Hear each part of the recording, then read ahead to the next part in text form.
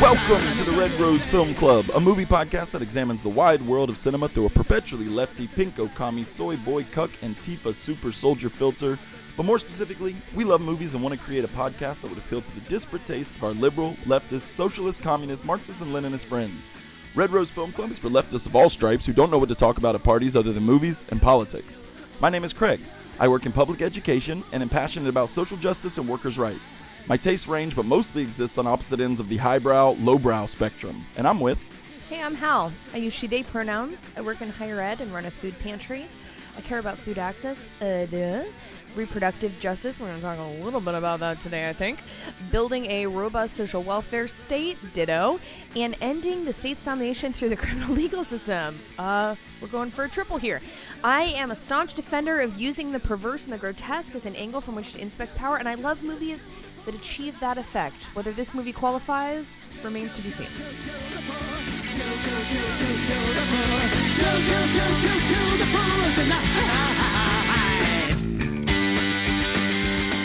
So, Craig, what other pop culture are you getting into these days? So I've watched two older movies that I'd never seen that I liked both of them very much. The first one was I watched Mommy Dearest, starring Faye Dunaway. Have you seen it before? I have, yeah. Yes. So what do you think about it? I mean, I think it's a legendary diva performance, Yeah. a diva on diva performance. Yeah, You know, Faye Dunaway playing as Joan Crawford. Yeah. What was your It was take crazy with Fresh because Eyes? I'm was more aware of its reputation, as the Razzies are fucking stupid, but it won a shit ton of Razzies and was at the time considered one of the shittiest movies of the year and one of the worst performances of the year. And I think over time that perception of it has changed. I liked it quite a bit, and I think her performance is awesome. It is campy, which is what the criticism of the time was, but I was reading a lot of reviews of the time, and the one that Pauline Kael was all in on Mommy Dearest from the very beginning. When she's right, she's right. Yeah, and had a great I can't remember the whole quote, but basically talking about how it's camp but not camp, the idea that she transcends camp because she turns it into something more, something bigger, something greater. So I won't talk about why I'm bringing this up yet, but there's been a conversation that's been happening, I think, a lot across film Twitter the last couple of days because of a movie that I will talk about shortly, about people mistaking melodrama for camp. And I think the gulf between the two, and kind of the perceptual uncertainty of the extent to which it's earnest, which melodrama is, and camp I think is more playing at the boundaries of it. It's a conversation that's been happening a lot recently, and I think that that's where Mommy Dearest kind of falls to, and is she portraying via melodrama Joan Crawford's insanity, right? Yeah. or does it veer into a winking, self-aware camp? Yeah, and I think it's a little bit of both, because it is about a Hollywood diva and actress played by a Hollywood diva and actress or whatever, that it kind of exists with a foot in both worlds, and I think it works really well. The kids are a little dicey at times in it, but yeah, I liked it a lot. I mean, can you imagine being a child and you're acting against Faye God. Dunaway going fully unhinged, whipped with a wire hanger for 5 days in a row? It's also I have a family member who has since passed away, and I did not speak to her for I think almost 12 years between when our relationship fracturing finally and her passing, but this is how that family member actually was, and I think that's maybe in part why it's easier for me to read it as melodrama and not exclusively camp, is because I'm no, sometimes bitches be crazy, and I mean why it's sweet sense, but wow, that's I think this connects to a conversation you and I have had several times before on the podcast of how sometimes when something is so permeated the culture, is so popular, is so present, when you encounter it for the first time actually later, it's hard to have like the evaluation or assessment that you're making is not on even ground. It comes with all this cultural baggage. So I was curious to hear your perspective on it. Yeah, it was cool. Fresh. And then the other one I watched, which is the one I fucking love this movie, was Hardcore, the Paul Schrader movie with George C. Scott. I fucking love this it's movie. Awesome. It's awesome. I love it. That's my daughter. That's my daughter. Yeah, it's just awesome. Like George C. Scott just fucking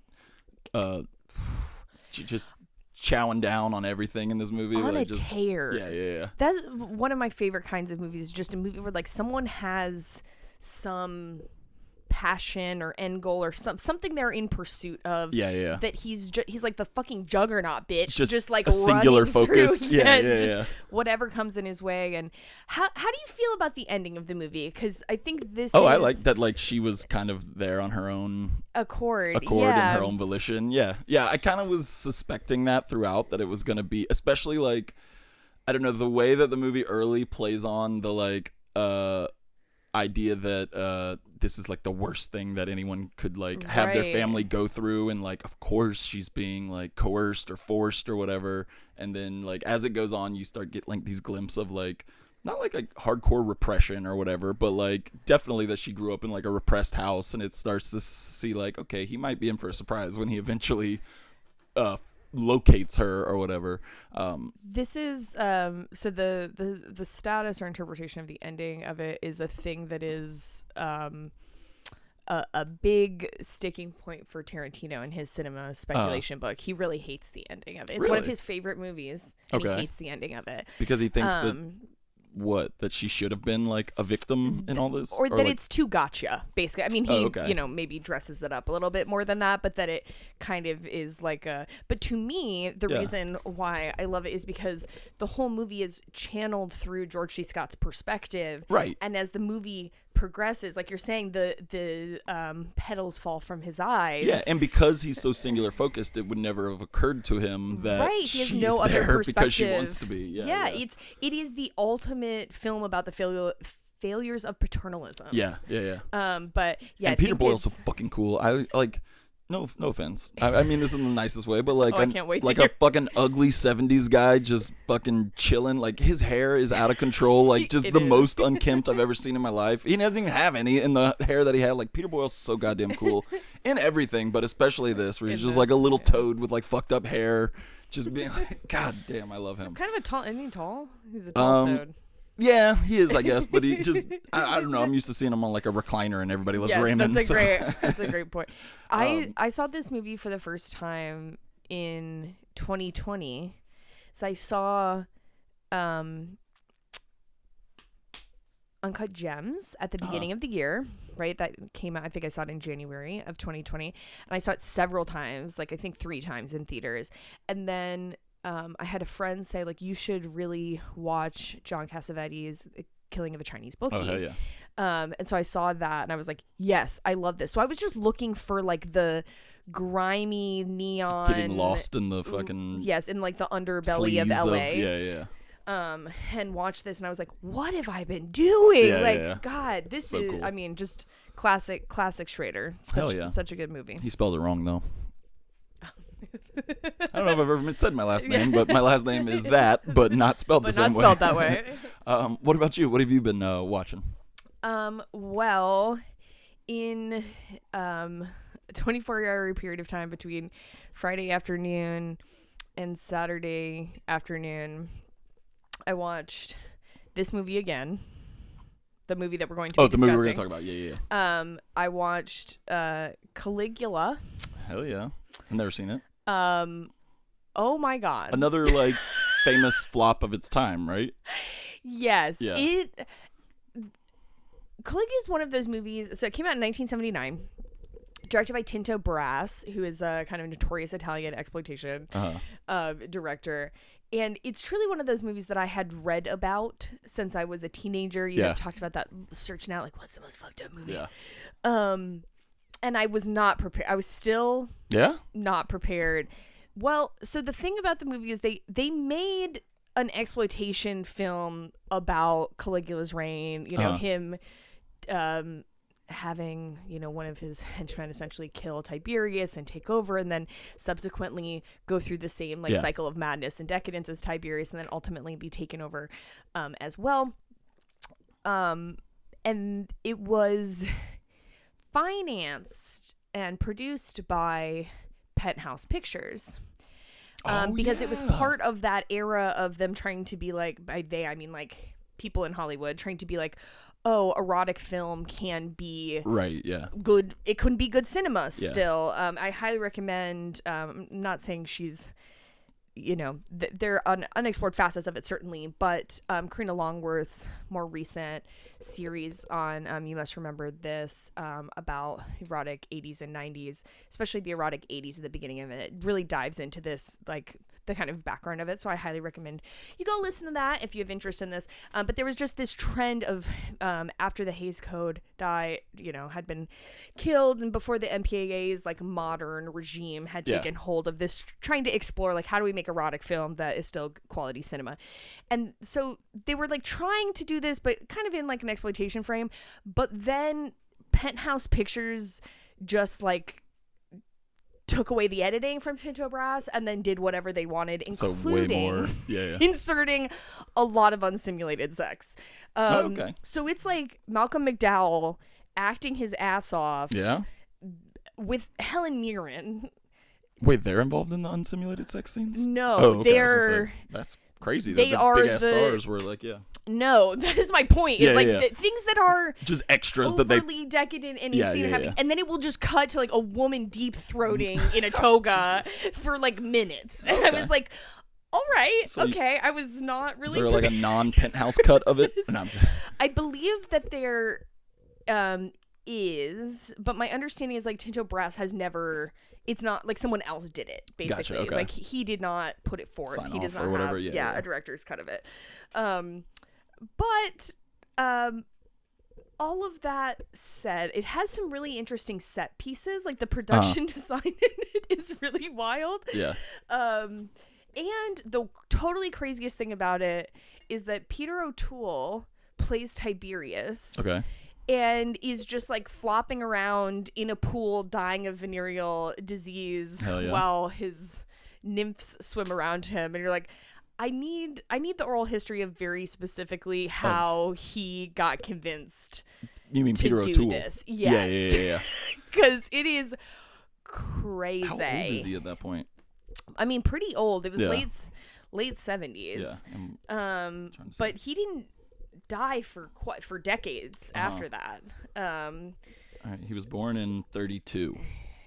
Oh my God, he would have only been in his 40s. Okay. Jeez, well, he's just one of them old motherfuckers. He's just always been old. This is what happens when you could smoke cigarettes indoors, is that people looked 70 when they're 40.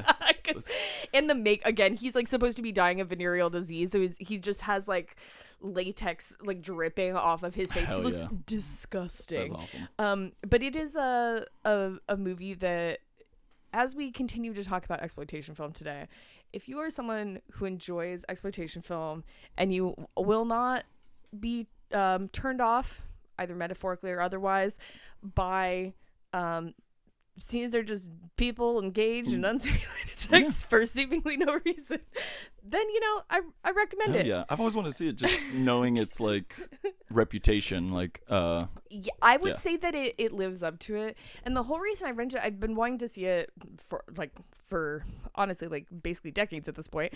But Cap City Video Lounge recently, Kevin introduced a bunch of like new shelving and reorganized a bunch of stuff, and there are whole sections that were totally inaccessible to me as like someone who is 5'4", that suddenly is all visible it's to all me. down on the and so I was like, hey, there's all this stuff that I can see now. Damn, just same old for me though. Yeah, I'm a tall boy. Yeah. So I watched that. The third movie I watched in that time period, I will save for after this because I want to dig into that a little bit more. But I've been reading. I'm feeling like in an intellectually curious phase. I'm kind of reading how I used to in grad school I would say that maybe in a derogatory way most of the time, because I really do think being in grad school for so long really fucked up how I read. But I mean this in a positive way, in where you kind of have that intellectual curiosity and you start reading something, you're like, oh, this reminds me of this. And you kind of go, like, read over there. Yeah. So I've been reading Jacques the Fatalist, which is I'm going to call it a novel, but it's not quite a novel. It's more of like a dialogue. And he, in general, kind of his form took he experimented a lot with form. Who's the he? Diderot. Diderot, okay. Denis Diderot.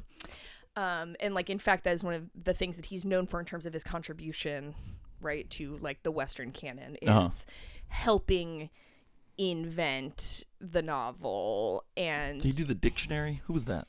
He did the encyclopedia. That's what I was thinking of. The encyclopedia, which he's, so if you are not familiar with Diderot, and why he is interesting to me is because he is an Enlightenment era figure from the 18th century, right, the 1700s in France.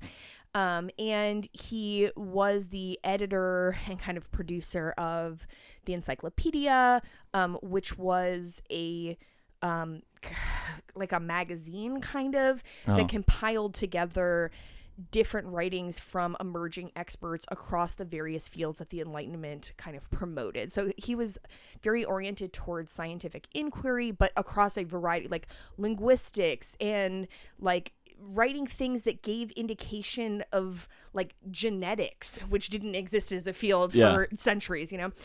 So he's a really interesting dude.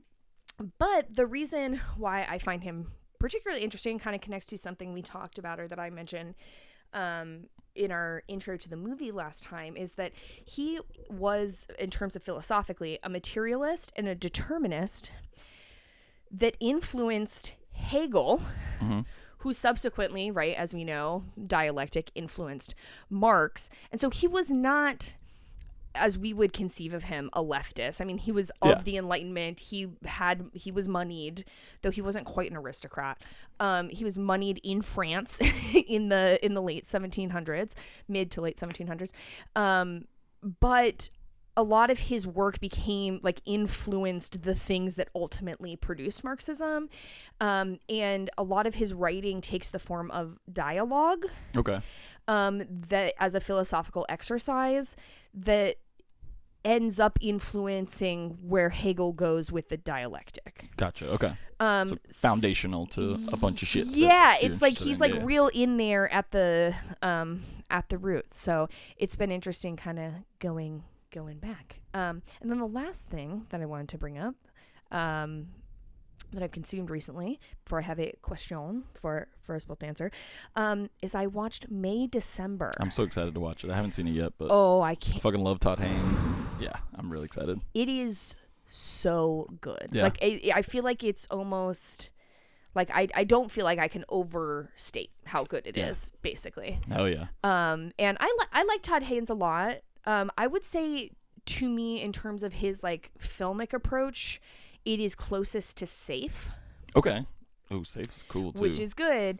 I think this is the movie I was alluding to when talking about in Mommy Dearest, like people having a hard time threading the needle between melodrama and camp. And I think some of it is like people's inability to be earnest, specifically about stuff that they want to have laughing distance from, to feel more comfortable with engaging and it. He does that well too. Yes, but it's also like, I think if I saw it in a theater, people would laugh at parts that would make me upset that they were laughing at it, rather than sitting with like the absurdity and the discomfort. But the performances in it are fucking just like, it's hard to say with Natalie Portman and Julianne Moore that they're like career performances, because they're actresses that have had such great, strong but I would say it's on par with some of their other strong deliveries. And Charles Melton blew it out of the fucking water. I'm not a Euphoria girly, so like I didn't really have any previous context for him, but like I had not seen him in anything else before. I don't think I have either. But he's stunning. He's in Riverdale. Oh, Riverdale. Sorry, not Euphoria. That's what I meant. Oh, Euphoria. Yeah, okay. Yeah, okay, sorry. Yes, Who's sorry. he play in Riverdale? My wife watched I don't that, know. and I have, also like, am not Riverdale. I knew it was a teen thing that I don't watch. Reggie. Okay. Oh. Okay. Reggie Mantle, if that Reggie means Mantle. anything to you. It does not really. Me neither.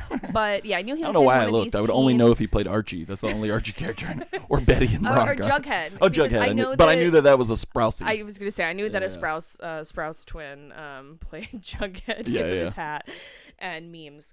But yeah, apparently that is primarily what he has done before, and it is wild the extent to which he rises to the challenge of being on screen with some of our greatest Heavyweights. Yeah. English language performers Yeah. in the United States. And there are multiple moments that he delivers where I literally gasped or tears immediately welled up. He just had that trigger point of delivering emotion. And I think it's also unique because I think in maybe a little bit of backlash to the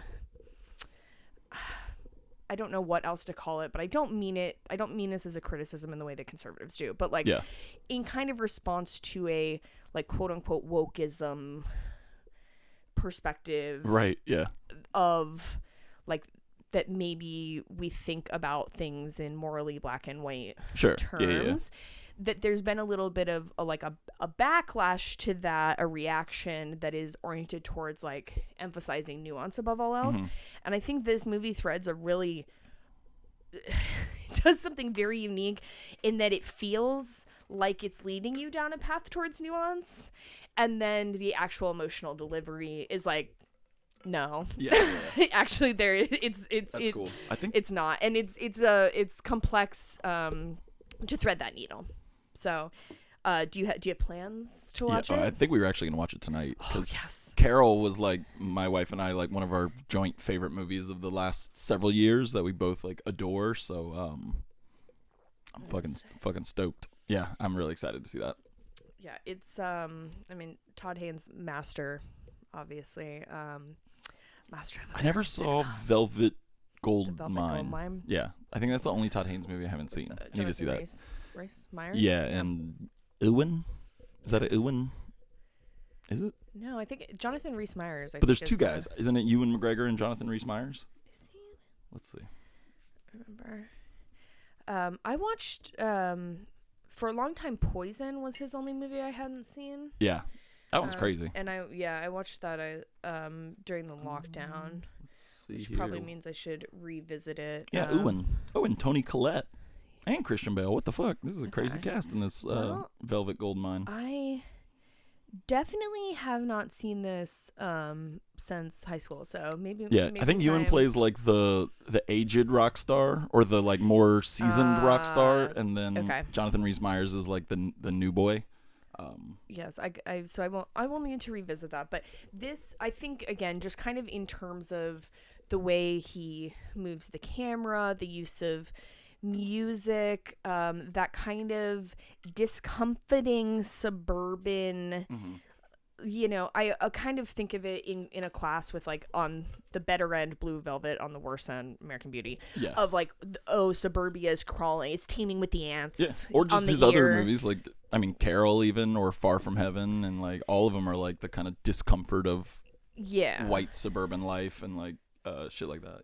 So it's definitely worth it. But watching this, and as I was kind of writing this, made me think about how this is really my favorite time of the year for movies. Yeah. Obviously, this is kind of the official herald of. It's really because award season is why it's structured this way. But all the movies that we've heard about last year at the various film festivals or at the film festivals from the very beginning of 2023 all start to come out, slowly rolling out. Yes. So I wanted to ask you, what are the movies that you're looking forward to? Well, I know you've got some as well, but the big one that I'm looking forward to, and I wouldn't be looking forward to it probably if it wasn't a new Michael Mann movie, but do you not like Michael Mann? No, I love Michael Mann, and I like Adam Driver as an actor, but I just don't want to Go ahead and say what the movie is. So I don't. It's spoil. Ferrari. The new movie, I just don't want to watch a fucking movie about cars. And I don't either. Like, I didn't give a fuck about Ford versus Ferrari. Was that what's called? Yes. Which he was an executive producer on, Michael Mann. And I never saw that. But like, and if it wasn't Michael Mann, I don't think I would go to a Ferrari movie. But I fucking love Michael Mann, so that's the big one. Oh, I'm with you. I will for sure be seeing it because it's Michael Mann, and you know, Adam Driver wants to keep playing these Italian men. I will continue to watch it. But I'm just like, oh, Michael Mann, did it have to be about fucking inventing a faster car? Like, I just don't care. Yeah, I just don't give a fuck about cars. Never have. Yeah. And of course, the Daily Wire just released their basketball anti-trans comedy, Lady Ballers, which of course I'm gonna watch. Which I think is really funny. It's like all dudes that are like the D hosts from the Daily Wire, and like hearing them talk about it, they're like, "You've never seen a comedy like this."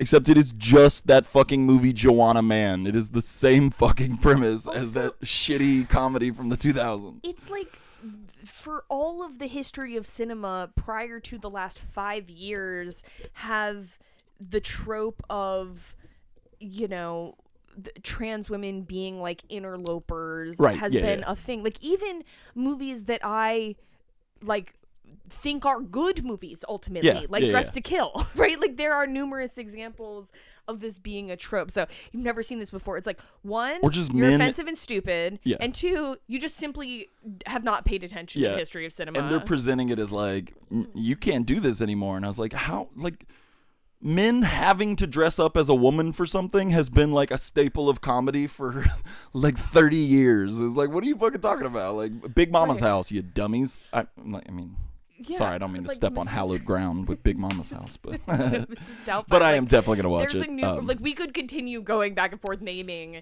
like instances where this has been the case. It's obviously they have to sell the argument in order to justify their own existence that they're truth tellers and speaking up, you know, against the dominant. It's what I call a nut punch comedy, which I'm like kind of obsessed with. Where like in the trailer you're gonna get 6 or 7 like nut shot music breaks of like just the fucking shittiest looking movie. That's pretty good. You should be a Foley artist. That was a good sound effect. What about you? What are you looking forward to that's coming out? So I would say the movie I am most looking forward to, and I've been looking forward to this movie for like over a year since I learned about it, is The Iron Claw. Hell yeah. So it's directed by Sean Durkin, who most famous for making Marcy May Marlene, which was like Elizabeth Olsen's film debut. And John Hawkes fucking killing it in that movie. Yeah, I mean, it is a good movie. He made a movie called The Nest that's pretty good. And he was also involved as a director and executive producer in the Dead Ringers miniseries starring Rachel Weisz that came out on Amazon earlier this year that I talked about in a previous episode that I really liked. But it's about the wrestling family, the Von Erichs. It's a, you know, kind of long-standing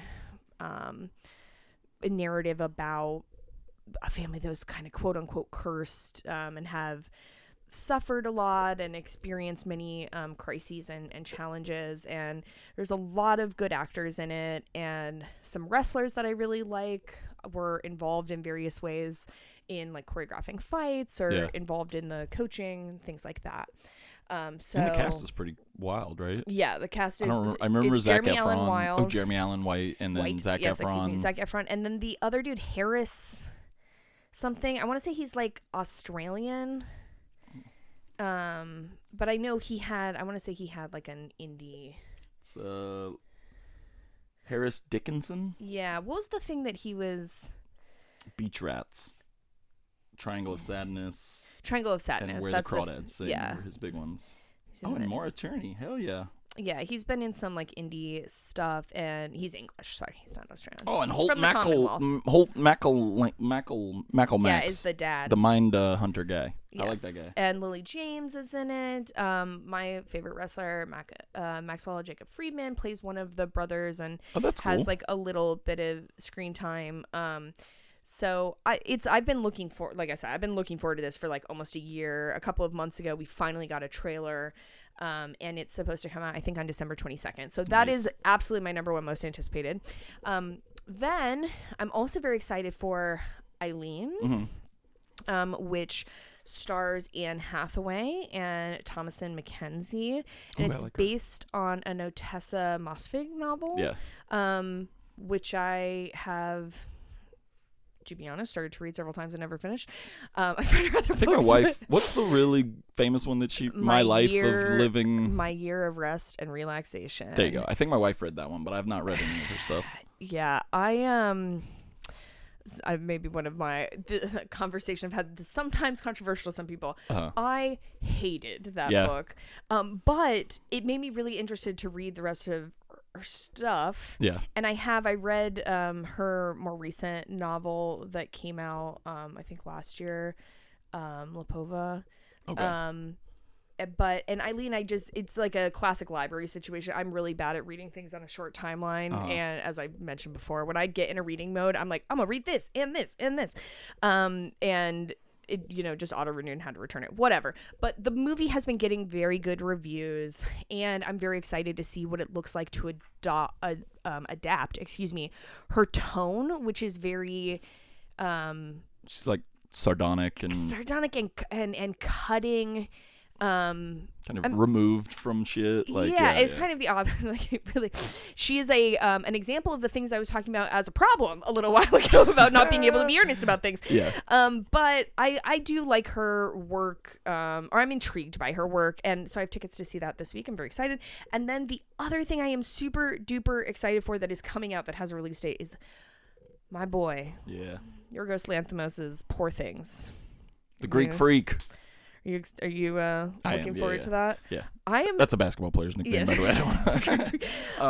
I am. I still haven't seen The Favorite. It was one that like my wife and I was like, you and Jess should absolutely watch it. We have that thing where like, or at least I do, where like if my wife expresses interest in it, then I'm like, well, I am being rude to my wife if I watch this without her, and then we never get around to watching it. So like The Favorite has been one up there for like forever that we just never got around to, and like I've almost watched it a million times, but I was like, no, I know Jess wants to watch this. So another one where the performances really seal it home. But I really like Yorgos Lanthimos. I have seen all of his work, including his Greek language films, like Alps, and I'm very excited to see what he does with taking his visuals to a different and more surreal level, because I think a lot of times his work is very effective for me because it exists kind of in the magical realist range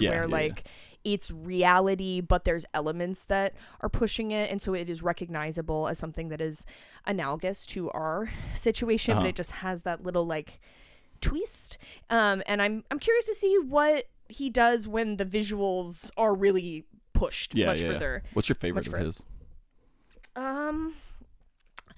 Well, I think that I will say The Lobster. Okay. I love that one too. Because it is the movie. For a very long time, I did not watch romance movies at all. Because I hated rom-coms. I hate rom-coms. That's not a past tense. I do not like rom-coms. That is not a mode that I like to operate in. Occasionally I can watch one like from my childhood that, I have some like I don't mind them if they're not like too situational attachment to. I just don't.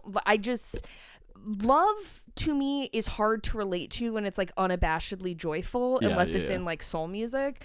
But on film, the experience I want to have is one that is much more fraught. And I saw that movie and I went, oh fuck, like that's it. That's like the true love, right? If you're willing to stab yourself, theoretically, we actually don't know if he does, right? You're willing to stab yourself in the eye for the person that you love. Yeah, that's so fucked up. It is. And it made me like be a little bit more open to the kind of films I was interested in viewing. So I think I have the most emotional attachment to that, but The Favorite I think is my favorite of his stylistically. Okay. Mine's Dogtooth, just because it's weird and fucked up, and I like that shit. It is. Yeah. The daughter in Dogtooth is also acts in many of his a lot of his movies. Many of his movies, including in his English language. She's in The Lobster as one of the workers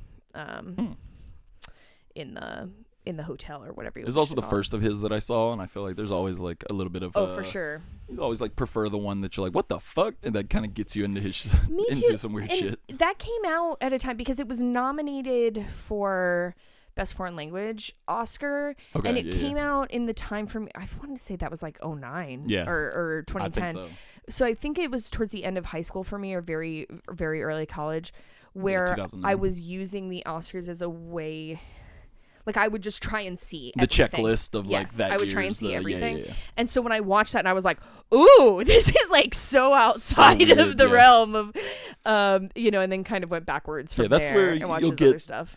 That's where you get the weird. The only weird movies you're gonna get at the Oscars are, I feel like, foreign language and screenplay. I was gonna say best original screenplay. It's like everything else is like, you know what you're getting, and then they'll like throw a bone to some of the weird, cool shit. I would be very surprised if May December did not get nommed and/or win for Best Original. Yeah.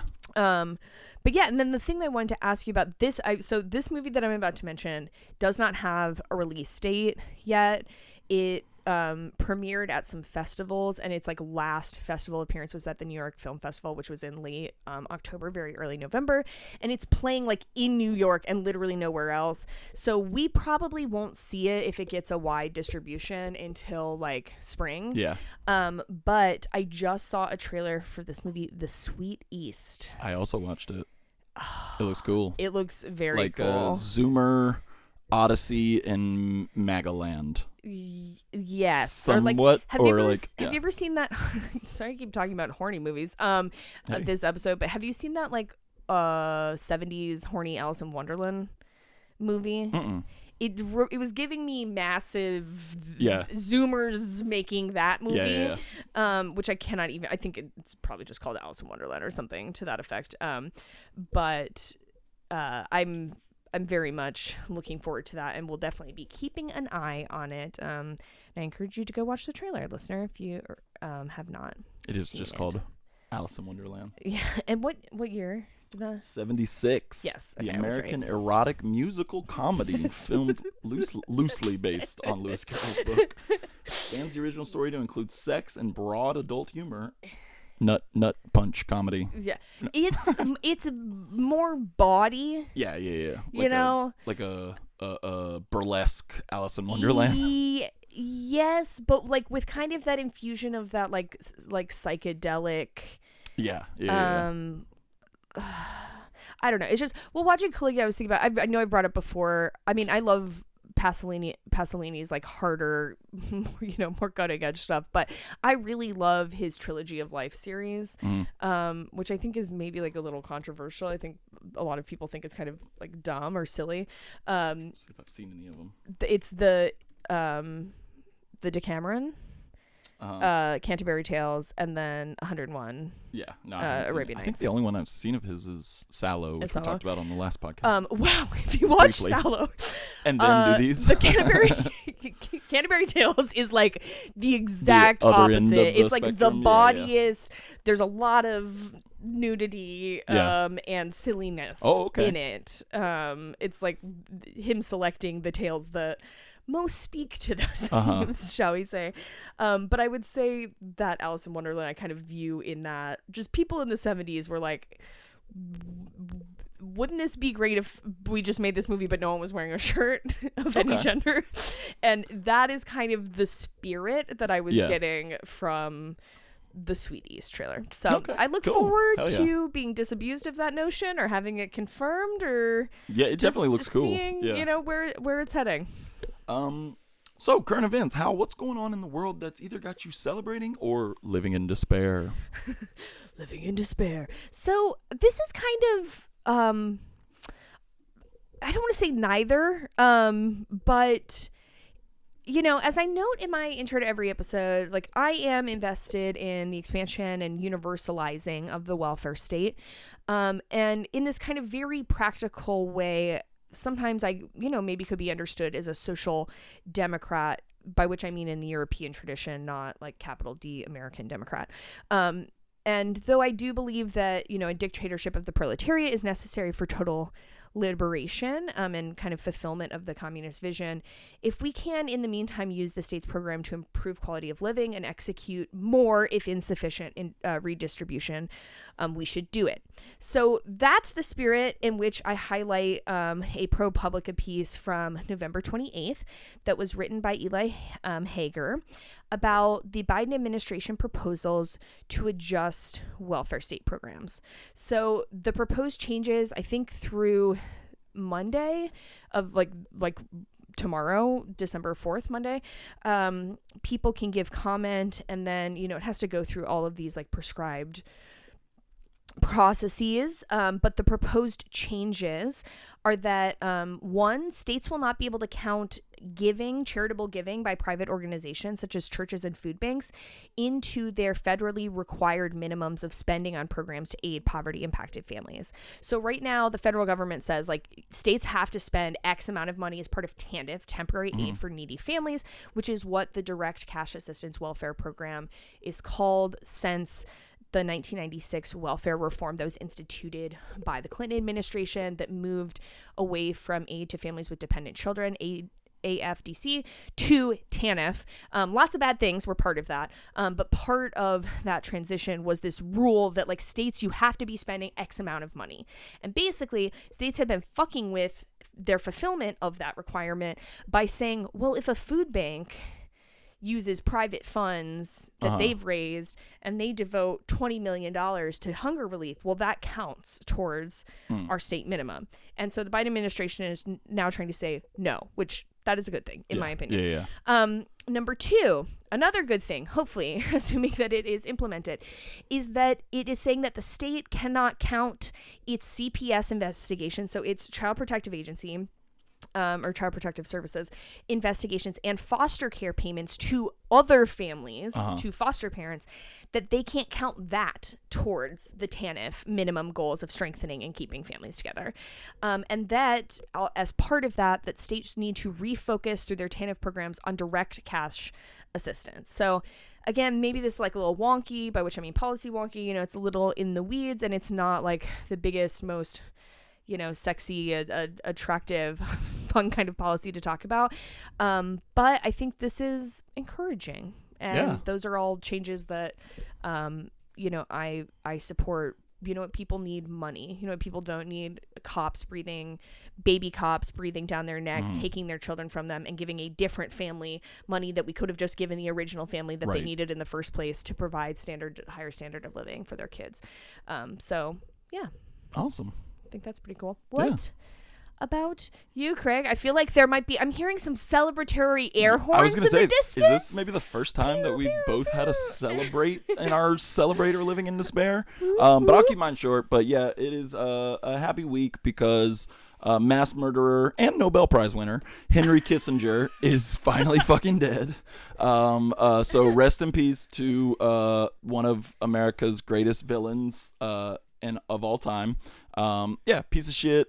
He's screwed over nearly every third world country you can imagine, made people's lives irreparably difficult, damaged, with little concern to anything.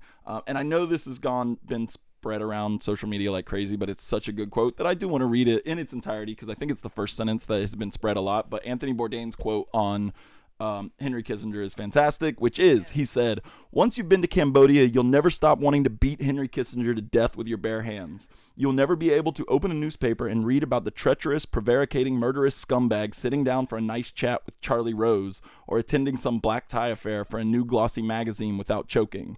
Witness what Henry did in Cambodia, the fruits of his genius for statesmanship, and you will never understand why he's not sitting in the dock at The Hague next to Milosevic." Great, sums it up. And I think like the part that I always forget is that he did have that weird like celeb tabloid like reputation in the 70s and 80s, which is crazy. It continues far into that. I was seeing a bunch of pictures of people circulating him hanging out with actors and actresses of the 90s and early 2000s and people It's crazy, smiling yeah. with him at dinners. So I guess because like when I was like, by the time I had come of age and was like politically aware, early 2000s, and I was around enough like lefty people to know that he was a piece of shit. So like that never like the like Playboy aspect of his image never really like penetrated that far. And I mean, I knew he was like beloved by like shitbags and people alike, but yeah, just so fucking weird. But yeah, he sucks. He's dead. Fuck him forever. And that's great news for everyone. So that's all I got. But yeah.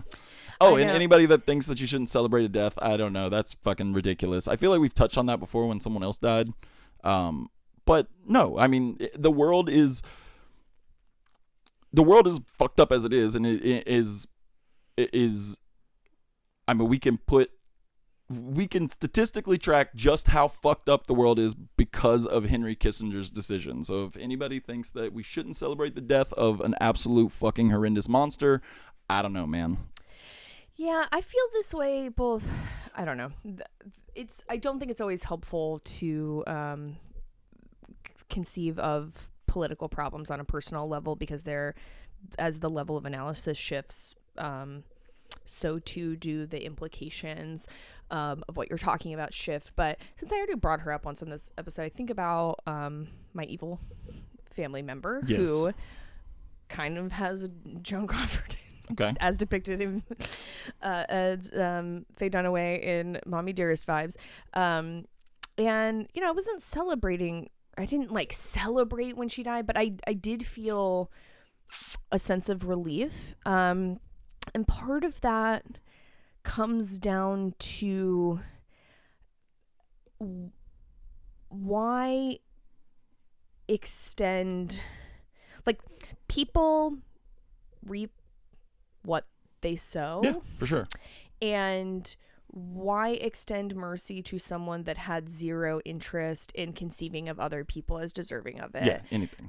And I just don't think there's anything like and I'm not saying it's a moral good to like cheer their death, but I don't think it's a moral bad to refuse to give people something or give a person something that they would never extend to, especially somebody that like I feel person like who was exercising power over others, right? And I feel like especially when there is going to be kind of a fight for his legacy and like what he meant to American foreign policy, because like fuck, Hillary Clinton at the 2016 debate, like or maybe it was before that because it was when Bernie called her out for it, but referred to Henry Kissinger as my friend and confidant or whatever. So like yeah, I think we do need to like, I think some of the large reactions are good in preserving his legacy as a monster and not like letting that slip and be like, well, he was a statesman, like, or whatever. And like, and what do we learn from failures, whether they be interpersonal or political, if there's not some reigning legacy of their impact? Yeah. Right. And if we're totally being laudatory, then we sacrifice any ability to be reflexive about like the negative consequences. But he did get that Nobel Peace Prize for ending the Vietnam War, so congrats to him for that, I guess. I guess they couldn't figure out what address to send it to the Viet Cong. Huh? Damn. Fucking got him. Yeah. Anyway, so he's dead. That's great. Ding dong. I do want to say, I don't know that I've ever heard that full quote, like you said, but sitting in the dock of the Hague is just such like a Bourdain sitting at the dock of the Hague. Yeah. So good. It's just, yeah, I couldn't let that go by. So you want to move into talking about this movie? Some movie talk, yeah. I feel like, well, we'll talk about it in a second. My initial reaction to it is I think I like this movie better this time that I saw it than the last time, because I think the last time my expectations were slightly higher. This time my expectations were slightly lower, so I could just be like, I'm just going to appreciate the like violent like fight scenes and shit. Yeah. But this is our second entry in our series on the conservative fantasies of director S. Craig Zahler. In episode 24, we discussed his debut feature, Bone Tomahawk, a horror western mashup that displayed Zahler's slick style and penchant for genre conventions. For this episode, we are discussing his second film, Brawl in Cell Block 99, another attempt at creating a film resembling something like a 70s exploitation film. But with Brawl in Cell Block 99, we start to see how Zahler's pathos and ideologies don't quite jive with what makes exploitation films work. For the introduction to his collection of exploitation film reviews and writings, Ernst Mathias, I'm going to fuck that name up, who is a cinema professor at the University of British Columbia, gave this kind of definition for exploitation films. Exploitation film is a type of cinema often cheaply produced that is designed to create a fast profit by referring to or exploiting contemporary cultural anxieties. I'm sorry, this is not related to movies at No, all, you're but good. the fantasy football chat, I mean, it was blowing up, and I was like, what is going on? NCAA. Oh, did they just come out with their... We're not going to the playoffs. That's funny. As someone who doesn't like college football... Woo! And I was like, why do I literally have 80 messages? I'm like, yes, it's because everyone that is funny. going I love off. that. Sorry, not to Ooh. like rub it into like Tallahassee people who are listening to this and then will probably hate me. But anytime like Florida State athletics gets all fucking weird, I think it's really funny. So sorry to you all. I am concerned for the people. Oh yeah. There's some people that are okay. on rooftops now. Yeah. But I also like. That's why I fucking hate college sports, because this shit is stupid. I hate that, like... It's absolutely ridiculous. If we're talking about... So, I'm very sorry for this detour, but this is outrageous. Okay. That a committee makes a decision about playoffs as opposed to doing... using statistics and weighted data, creating an algorithm, whatever. I love it. I love when sports are subjective. It's like the boxing refs, That's what we're at. Oh, we're at the boxing, the boxing refs of the NCAA. Well, that's funny. That's funny / heartbreaking, depending on your perspective. Sorry for that detour. Anyway, exploitation films. Yeah. So, our quick definition of exploitation film, courtesy of this writer Ernst Mathias, who says, exploitation film is a type of cinema often cheaply produced that is designed to create a fast profit by referring to or exploiting contemporary cultural anxieties. Examples include films about drug use, nudity and striptease, sexual deviance, rebellious youth or gangs, violence in society, xenophobia, and fear of terrorism or alien invasions. Ostensibly, exploitation film claim to warn viewers about the consequences of these problems, but in most cases their style, narrative, and inferences celebrate or exploit the problem as much as critiquing it. And here's where Zahler's own ideology limits his ability to create an effective prison exploitation film. Exploitation films are meant to, in equal parts, critique social and cultural anxieties as they are exploiting them. In Brawl in Cell Block 99, a prison revenge film that looks and moves like a 70s prison exploitation film, Zahler lacks any kind of actual critique about the world he's depicting. What's left is a film that presents an ugly world with no prescription. In fact, Brawl in Cell Block 99 depicts prison as monstrous, militarized dehumanization factories because Zahler sees that the people in the prisons deserve that. Brawl Cell Block 99 isn't a critique of our prison industrial complex. It's a celebration of its efficiency and necessary brutality. So what are your initial thoughts here? Yeah, I don't disagree with your assessment there. I will say I'm going to save my rumination specifically on how I conceive of Brawl vis-a-vis exploitation films with similar themes for the end of the movie, because I think it makes more sense for us to talk about what those things are before I fully dig into them. But this was not a pleasant movie to watch. Yeah, it's ugly. And I didn't care for it. And it's also too fucking long. I think we've talked more about like the joys of a 90-minute movie. Like, if you could get this down to 90 minutes and make it a little bit more punchy and zippy, I think it would be a little bit more enjoyable. But goddamn, this thing is like 2.5 hours long. I think part of why this movie is so long is because I totally agree with what you said, that Zahler believes that prisons are just, and it is simply a matter of who is it being redirected at, and that the injustice is about who is like fundamentally actually a good person, and the fact that someone who might be quote unquote actually a good person is being subjected to it is what's wrong, as opposed to like the dynamics themselves being wrong. And I think that why this movie is so long is because he feels like he has to set up for you that even though Bradley, which the names in this movie are fucking, it's like, bro, you didn't Bradley Thomas. Thomas, that Vince Vaughn's character has fucked up in some ways, has made errors in his behavior or doing the right thing as it pertains to like disorder in society as a whole and contributing to that he has repented, understands why he did it, and felt compelled to by circumstances outside of his control, unlike these other guys who are just evil and do it for fun, right? So they have to I think he feels like he has to set all of that up, which is why it takes until I think it, because of the way I split up watching this movie, I think we literally get 80 minutes into it before the actual Cell Block 99 is relevant. Right. Like, we have watched fully 80 minutes of this movie of him fucking up, not trying to repair his fuck ups, fucking up again, trying to repair his fuck ups, making stupid fucking decisions that don't really track with this character either. Like, why the fuck did he care about the cops? I don't understand that. Like, we'll get to it, but the whole reason he gets caught is because he's like, I gotta protect these cops' honor, I guess. Well, no, it makes sense because he's a fucking domestic abuser. So, of course, he relates to the cops. No, he's not a domestic abuser. He channels that energy to just take apart her car, which I think was a weird scene that was supposed to be like, see, he's a good guy. It was really weird. Yeah. Well, let's get into the setup. Is that Vince Vaughn plays like I don't know. He's just a weird character because he doesn't talk very much. He's like this, like. I think all of that is in the key of the things that I like about this movie, that it is replicating or pulling out of kind of exploitation movies, is I think the kind of silent. Yeah.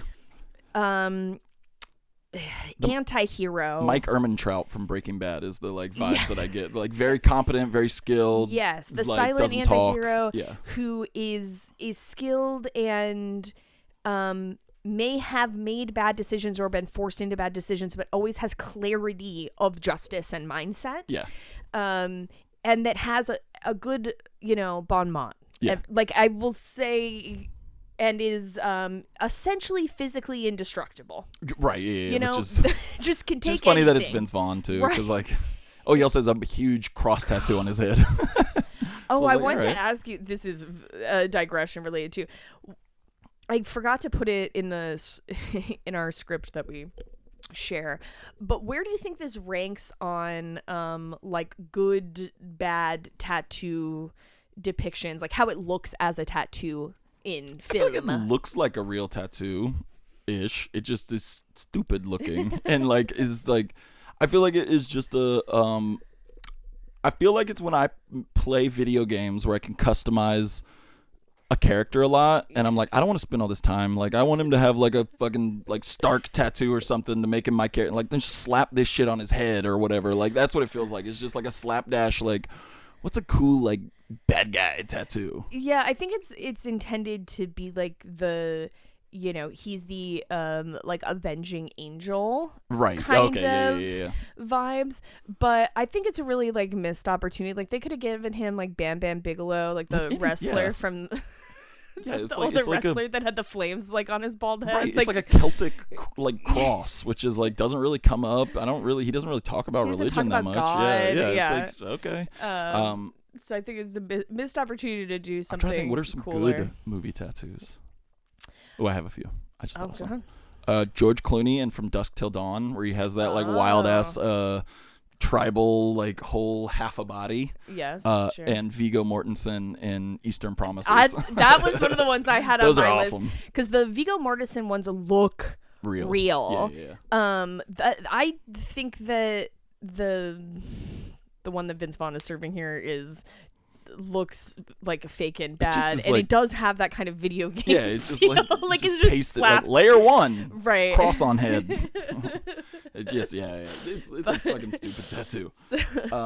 But so Bradley Thomas is a working class blue collar tow truck driver who on the same day gets fired and discovers his wife is cheating for no other real reason other than these these hoes ain't loyal, and like Bradley's got to deal with that sometimes. Like that doesn't really come back. Like it strains the relationship a little bit, and that, but like there's no real plot reason, I didn't feel like, for her to have like this cheating.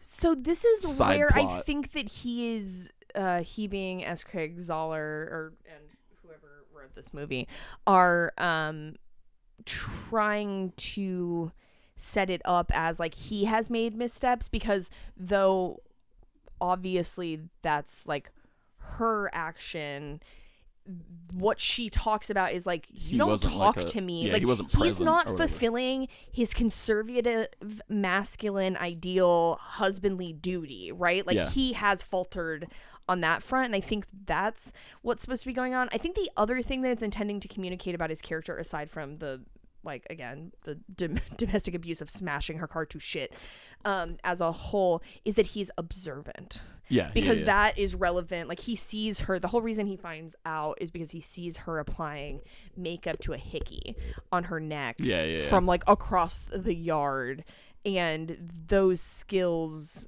the skills of being particularly observant, hickey are relevant. Hickey spotting are relevant, right, throughout the rest of the movie. So I think it's trying to seed something in there too. But I do want to place him in like Craig Zahler's like manly men list, because I think this is a very like, I think what like the ultimate like mark of a man to Zahler is like your ability to do violence and your ability to like control that violence or whatever. Because the car scene is ridiculous, because I do feel like that we are meant to think like when so he gets mad at her because he finds out he's cheating, or she's cheating, excuse me, and he then tears apart her car with his bare hands. And the reading I got on it was like, this is a good guy because he could have just hit her and he didn't. And I feel like that is like Zahler's like ethos. Like, that's a good guy. He merely destroyed her car rather than punch her because he's a good man. And that seems like, I don't know. Did you get that reading that like it's like it was a little over the top, but like I definitely got the feeling like he could have punched her and he didn't. So like this is kind of what good men do, is just tear their cars apart.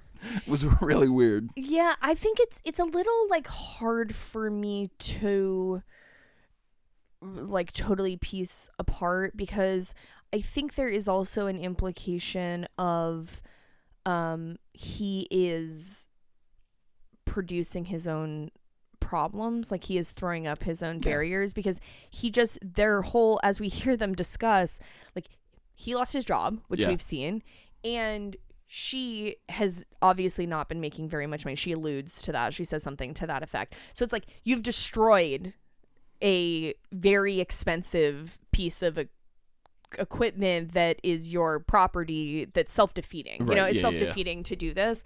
And I'm not... Yeah, it's stupid, but he's restrained. Yeah, it's just...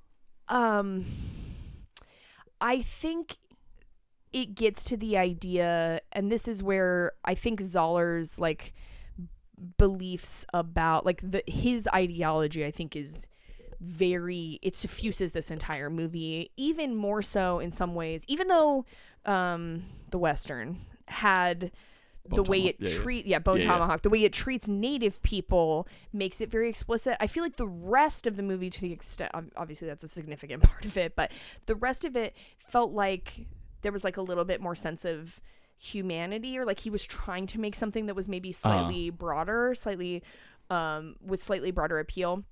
I feel like his conservative beliefs suffuse this whole movie, in that conservatives, especially this kind of raw, like belief in masculinity and the conservative family, and that the conservative family is like the last bastion of order in a disorderly world. Yeah, like you need to keep that together. You need to keep this together at all costs. That what's happening here is the underlying assumption of all of that is that humans are fundamentally brutish, evil, and cruel people that need the law to hold them in place. Oh yeah, for sure. And so that to me is like what I see from this, even beyond like the gender dynamics of it. It's just like, he's like, men are horrible, and I mean men to mean human. Humans are horrible, and if pushed far enough, they'll do anything.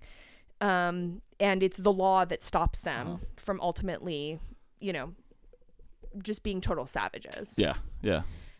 But yeah, it's rough to open up the movie that way. It's like, okay, so we're out of the gate bad. Everything is bad. Got it. But they save it because they get pregnant, which always helps a rocky marriage, is just get pregnant. And it is crazy how the movie truly does just present that as like everything has been solved. That's the solution. Yeah, they got pregnant and now like they own a house where everything is blue. Yeah, and the kitchen All the fabric like is slightly blue. bigger than the last house. And she's not allowed to cook.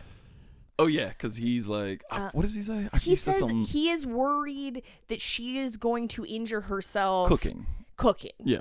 He's like, don't do that. Fully deranged. Yeah, he is low energy too, and at least in the early parts. When he gets like quippy at the end, it's a little bit more. But it's and also we haven't mentioned the wife is played by Jennifer Carpenter, whom I have never liked. I'm sorry. I'm with you. I'm not like a huge fan of her as an actress. On Dexter, like. She is like, even when Dexter was good, she is a weak spot in Dexter, I feel like, and I don't know if you've gone back and rewatched a lot of Dexter, but none of Dexter is good. I feel like I have not gone back and rewatched it. It's really during lockdown because I loved that show. My family, if my dad is listening to this, we used to watch it all the time. I own like copies of DVDs from the first few seasons. It's rough. Would I not like the Jimmy Smith or the John Lithgow season? Because I feel like those would hold up, and everything else sucks. I think the season that held up best for me when I went through and was doing some rewatching was the one with Edward James Olmos and Colin Hanks, where he's Donkey Kong and the ladies, putting them in barrels. It's not that one where the killer is like. That's one. I thought that was the killer. That's the one with Johnny Miller. Oh, and shit, you're right. Julia Stiles. Or not, was it Julia Stiles or Claire Danes? Julia Stiles. Julia Stiles. That's a separate season. Because that's the season that I hit and I went, no, I'm simply not going to watch any more of this again. They should, if they called that guy the Donkey Kong Killer, I think that would have been awesome. Just barreling him up and tossing him away. But the thing that makes the Edward James Olmos Colin Hanks season work is that because they're also delusional, all of the nonsense harmonizes. Right, yeah. When we're trying to maintain the fiction that Dexter is like an anti-hero and he's like saving people, I do not find that it holds up. Yeah, I can't imagine. But I do feel like I would like the John Lithgow stuff because he's just so fucking crazy. John Lithgow is just a scene chewer. But I agree with you. Jennifer Carpenter was always a weak part of. I mean, she's not given a. I don't know. I want to be fair because now she's big eye crying. I'll give her that. Yeah, and her like story throughout Dexter is so fucking annoying because it's like seasons and seasons of will she find out? Will she not find out? Will she find out? Will she not find out? And it gets so goddamn boring. That the writers. So, listener, if you do not know, Jennifer Carpenter and Michael C. Hall, who played Dexter and Deborah, who were siblings on Dexter, got married a couple of seasons in. They were together. Michael C. Hall survived cancer and they got divorced. The media coverage at the time in Gossip Rags was that she was leaving him because she didn't want to deal with it anymore. Now, I'm not casting aspersions on her. I don't know. Gossip, Rags will write whatever they need to. I'm not saying that that's actually true. That's how it was described at the time. She left him. They got divorced. The next season, because they continued to be on the show together, that is when the writers wrote them as being in love her being in love with him. With her brother. On the show. Real weird. So I feel for her... in that sense, because that's a fucked up work position to be in, regardless of whatever the interpersonal dynamics were. It's not good. But I do think she does some good, like, big eye crying in this. She in Dexter or in Brawl? In Brawl, looking like kind of, desperate and sad. Well, then she disappears for like an hour and a half because you're familiar with the term fridging?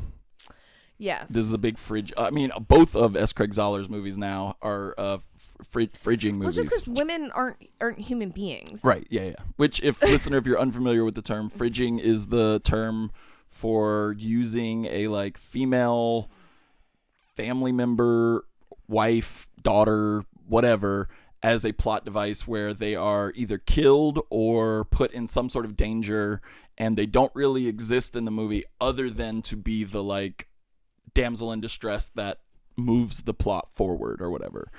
Yeah, so I will say, I think a lot of times when this like, you know, kind of like trope is used or talked about in terms of fridging, oftentimes it is plot expedient. Like when we talk about it outside, I'm not talking about in Brawl. Outside of Brawl, it's intended to be like, we're trying to make it so like the man has motivation or whatever. I think what's happening here is sicker because it's what gets introduced later too. And it's because, again, I think really based on these two movies and what we know about the kinds of people that Zahler associates himself with and his political perspective, is that men are brutish beasts who are only civilized through the nuclear family. And so women only exist as an element of a civilizing force on men. And so I think what's happening to her like is part of this political project. Because when she goes away, he gets more like animalistic. Like that's when his like... Yeah, because he's detached from her, right? He's like in this maze. So when we take a step back, because we didn't talk about how he ends up in jail. Yeah, so he ends up in jail because after losing his job and like their money prospects are dwindling, he goes back to basically running drugs for like some sleazeballs in the city that never really comes back up, except that the people that he gets involved with are the ones who will eventually like hold shit over his head later in the movie. But essentially he gets like caught up in a drug run that goes bad, and how he gets caught is so fucking stupid. Like I hated that. Like this guy who's like, I think above all, like we're supposed to think he is a shrewd, like he is shrewd, he's logical, he thinks his shit through, and he goes on a drug run with like two morons that he doesn't like already and that he's like skeptical of, and then they get caught, like the cops close in on him, and then these two guys start like they open fire on the cops, and he can escape, but instead goes back to like defend the cops and ultimately knowing he's going to get caught, which I don't know, that just didn't ring true to that character for me at all. Just like a way to get like it's his save the dog moment or save the cat moment of like, he likes cops, man, he went to jail because he likes cops.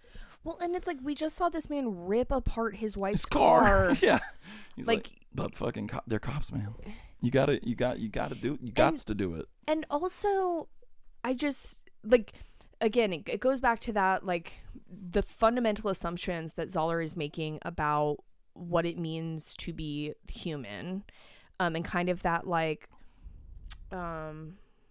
almost like Hobbesian. It's like Hobbesian, right? Like life is brutish and short and nasty, and you're just trying to get it under control. It's like there is some alternative where it's like you give yourself up to the cop. Like if you believe in order and justice, right? You give yourself up to the cops. Which is exactly what he does. But he does first. He spends a bunch of time trying to shoot the people that he's with. Like, right. Yeah. You could escape and go around. He already escaped. He was like in the water, just like fucking around. And so you don't even have to escape on the level of like getting away. I mean, you could like swim and get to the other side of the dock and go be like, hey, look, no weapons, I'm surrendering myself. I'm like, no, he has to, it just has to be about like who can enact the most violence. Right. Yeah. And again, like he's in this because he's jammed up. And like when this guy's crime is need based, but everyone else in the movie, right? And they're Mexican, so do with that what you want. But everyone else who's like doing the same shit as him is like they're just criminals or whatever. It's like he gets so close to like almost making a point about shit. Like, yeah, it is a need based crime. That's what most crime is. That's what most people in prison are in prison for, is committing some sort of need based crime. And then Zahler's like, well, no, just him. Yeah. And then almost again to making a good point where like he goes to court and he's like, I don't need a lawyer. He's like, I'm just gonna plead. And I was like, all right, I'm fucking stupid, but okay. And then he's like, I'm with luck, I'll get out in like 3 years. And then the judge like hits him with like a 7-year sentence, which is like fucked up and all this shit. It's like, yeah, look into that more. Like, let's explore this a little bit more. That like, somebody's like whole life can be just reduced down to like a fucking shitty judge or whatever. But no, that's just like, in Zahler's world, it's like, yeah, we don't question the system. He just got caught in the system. We're not going to question it. Like, it's there because it's good, so it must be there for a reason. Right. He's like the dolphin in the net. while they're trying to catch fish. They're not questioning if the net shouldn't be there. Yeah, they're just like, "Fucking, damn it, we caught a I don't dolphin. belong here. What the fuck, man?" So he gets he's in a medium security prison. We see him there, and he's initially like minding his P's and Q's. He's like he's a model integrating prisoner or in. whatever. Yes, he's doing what he's supposed to. He's learning the norms. And then a guy shows up. Udo Kier. Yeah, looking creepy as all right. So I will give hell. it. There's two great performances in this. Udo Kier and Don Johnson are fucking crushing it. I mean, Udo Kier is always a weirdo. But yeah.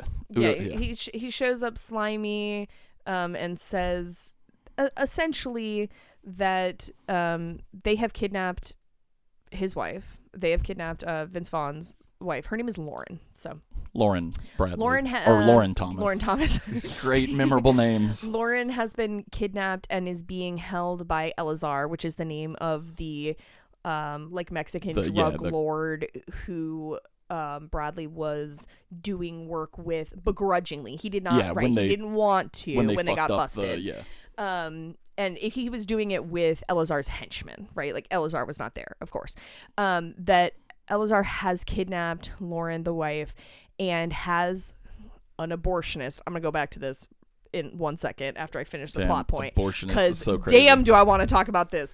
But an abortionist is with her on hold, on call, an on-call abortionist, and if Bradley does not do what Elazar wants, which I will describe in 1 second, then they will have the abortionist cut off the limbs of the fetus that she is pregnant with, not to kill the fetus, but to maim the fetus. And the thing that Elazar wants Bradley to do is to get put into a maximum security prison and kill someone named Christopher Bridge. And, another great memorable name. Right. And after he does that, he says, Udo Kier says that Elazar will release Lauren. Now, real quick on this abortionist piece. The second he said it, I was like, fuck you motherfucker.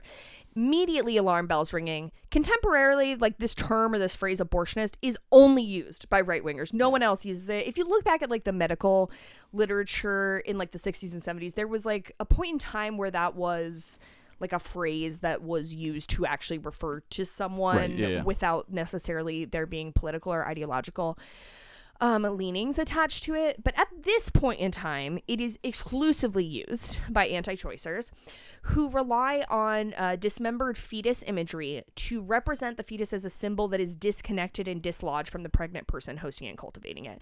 Right. So the idea being, if we're someone that supports abortion rights and all the meanings that underpin that, you understand that the fetus is part and parcel of the person who is pregnant. Like these are not like separate entities, and it's really important ideologically and philosophically for understanding the pregnant person's right to have control over their own body.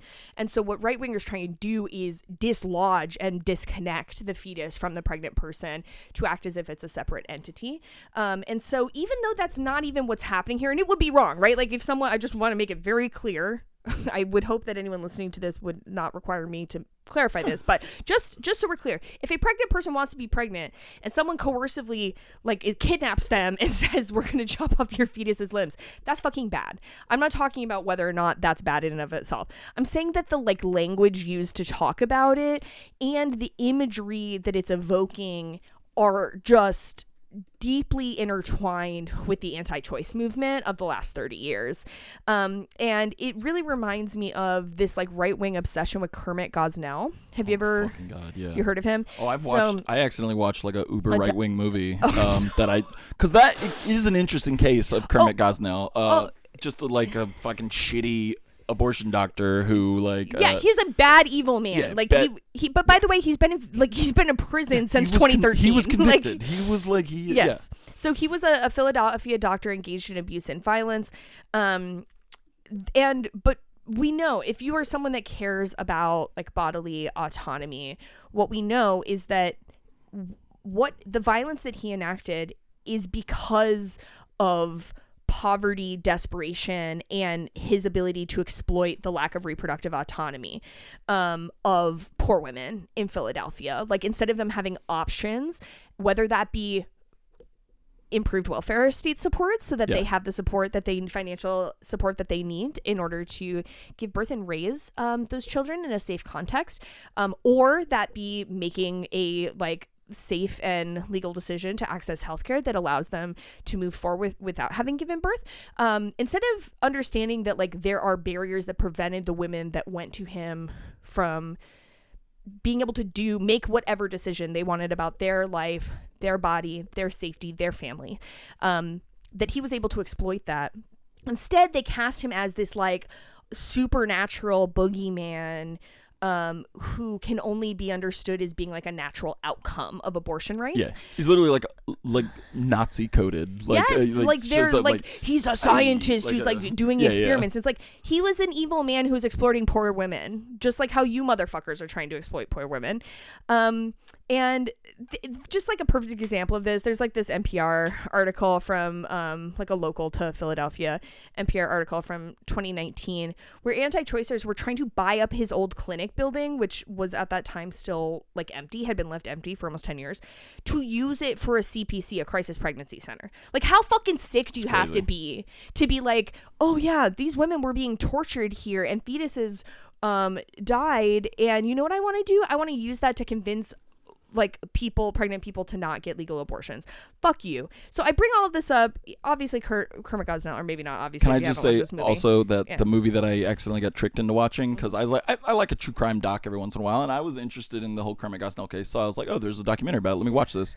It's called 3801 Lancaster, an American Tragedy. Okay, that's the address of the clinic. Yeah, that's the address of the in clinic. Philadelphia. And the thesis is like, this is what's going on in abortion clinics, man. Right. That's what I'm saying. The whole movie is like, Kermit Gosnell's fucked up, but you need to probably start looking at the other ones too. Like, that's the whole movie. This is what all of it is, as opposed to, it is the biggest piece of dog shit movie I've ever seen in my life. I feel like, honestly, the thing that is from my perspective, the thing that is a closer analogy to Kermit Gosnell are like these motherfuckers who are injecting silicone in the thighs, in like back alley, clinics, in the thighs of like trans women who can't afford the interventions, the medical interventions that they want to affirm their gender. Well, that was the other thing, because Kermit Gosnell was in a super low income neighborhood where like he got away with doing all this shit women. Because it was poor women who like didn't have any like resources to like report him, or even if they did, they wouldn't be believed and shit like that. Yeah. Right. So it's like, I think the thing that is more analogous to him is like other instances of medical providers exploiting poor people than it is obviously to people executing like a safe legal procedure. He was a dirty motherfucker too. That was like the more, even like the most disgusting there was like a bunch part. of fetuses. The other thing is like that he was doing is he wasn't like disposing or cleaning following appropriate or anything. Yeah, it was like a procedures. It was like a goddamn veterinary office, and like So I bring this up not because like Kermit Gosnell is like not talked about in this movie, but I bring him up. He is the inspiration. Yeah, for because the character in the movie. Like, it's an intentional.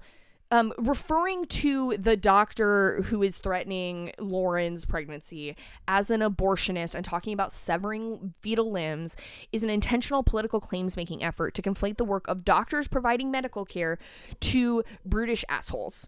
The first time he says abortionist in this movie, I was like, okay, Zahler, we get it. Like, it's just like gloves off, it's mask off, it's just fully conservative bullshit. And they say something about him coming from like some Eastern European country, like the idea. No, he's Korean.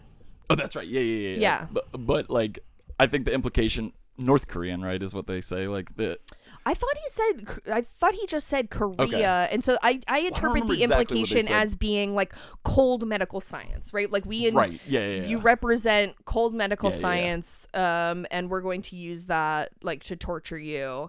And he almost doesn't. The doctor, the quote unquote abortionist, doesn't speak until the very end of the movie. He's just in the car Just when he's shot. Yeah, he's just like twiddling a his fingers silent, like dastardly, like, haha, can't Yeah. wait to chop up this a fetus. specter just So- floating around. This is a part. I mean, it's an important part of the movie because it's an important impetus for like why Bradley Thomas is motivated to action.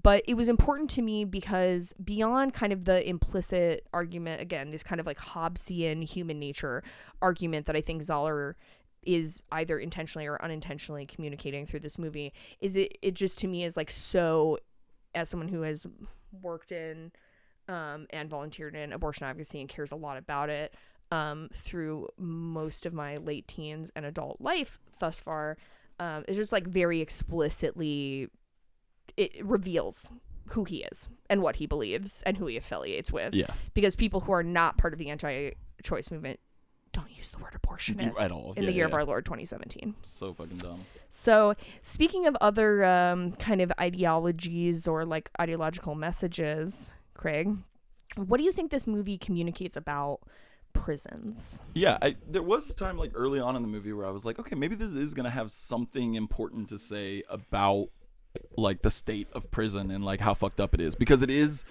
like the prisons are nasty, they're gross, like they're depicted as like shitty places to be, which they are.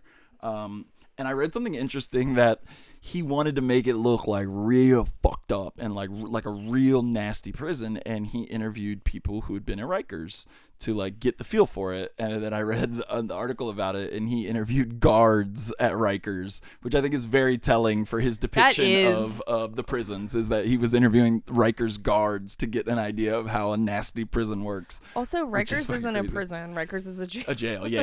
I But don't like think- known for No, I'm not saying even your usage of the term. I mean, like, what he is like Yeah. he is so disconnected Yeah. from I think he just knows this prisoners get world. fucked up at Rikers. Right, that I he's should, like, yeah. I'm gonna go to like the most notorious jail as opposed to, I don't know, like Angola or something, Yeah. like, which is, you It's know, crazy. known to be a brutal prison. But yeah, because there was a few times where I was like, okay, maybe he is like approaching a